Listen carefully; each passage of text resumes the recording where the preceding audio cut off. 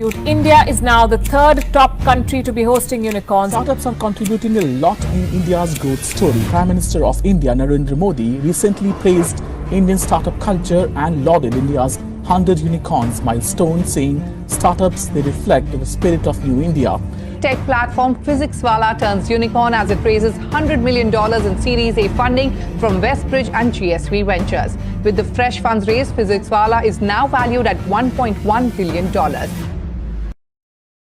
The Indian economy is also facing a challenging period, especially the startup sector. Startups going in for massive layoffs.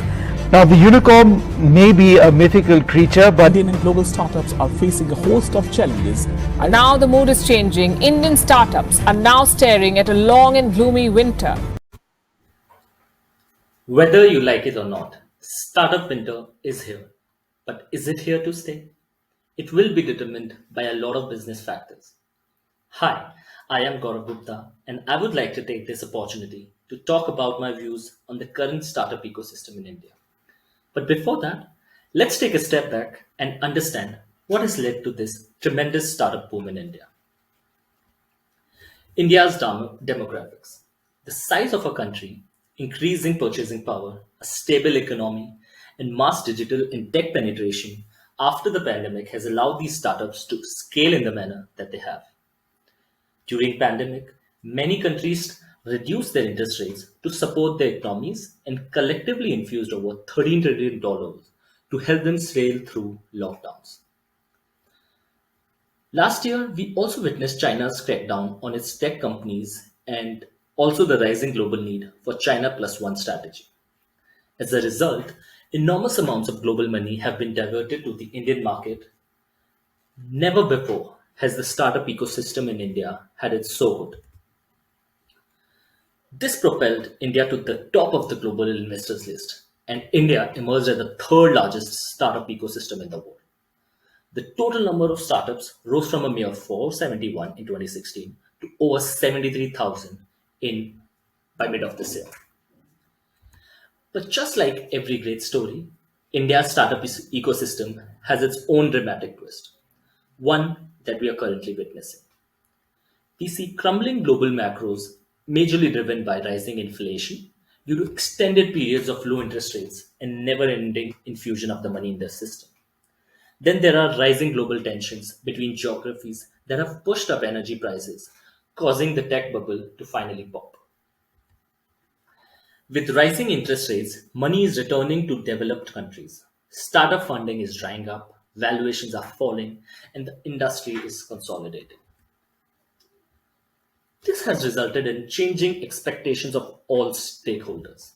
Investors are now focusing more on investing in profitable businesses than getting a profitable exit. And founders are doing everything in their capacity to run their businesses profitably rather than just focus on growth at any cost. Interestingly, this has also resulted in employee salaries expectations to normalize as they focus on stability rather than chase inflated salaries.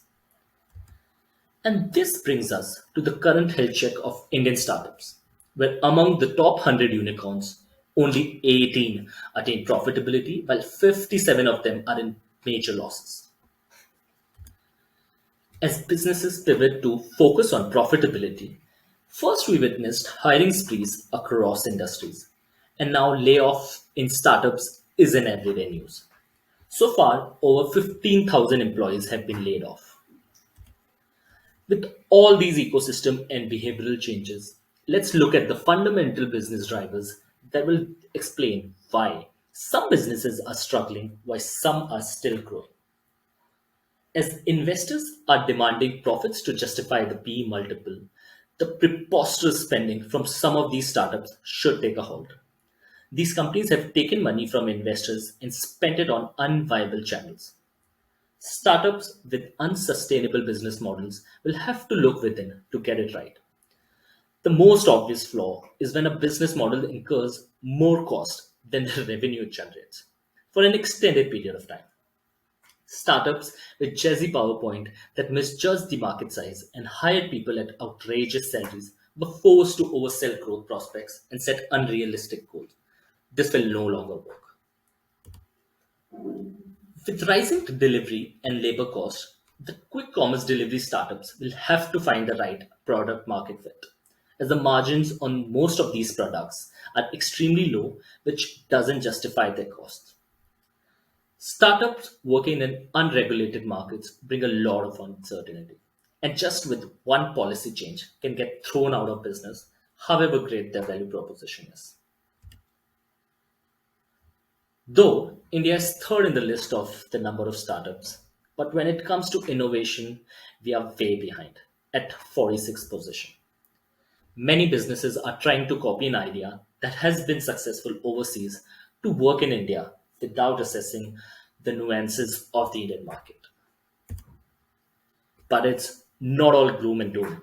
According to me, it's a perfect opportunity for businesses to ignore the noise and focus on the fundamentals of business to grow steadily and organically, exactly like Google and Amazon did after the dot-com crash.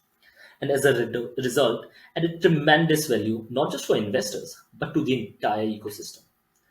India's tech startups are thriving. The most appealing opportunities for investors are in entrepreneurs, fintech, and proptech space.